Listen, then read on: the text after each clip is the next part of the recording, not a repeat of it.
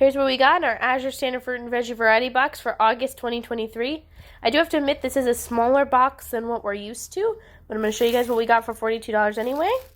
We have here a pineapple, 2 cucumbers, 2 zucchini, a celery, 2 onions, 3 sweet potatoes, 2 garlics, 4 peaches, 4 apples. I'm not sure what the variety is. 2 grapefruits and 2 oranges.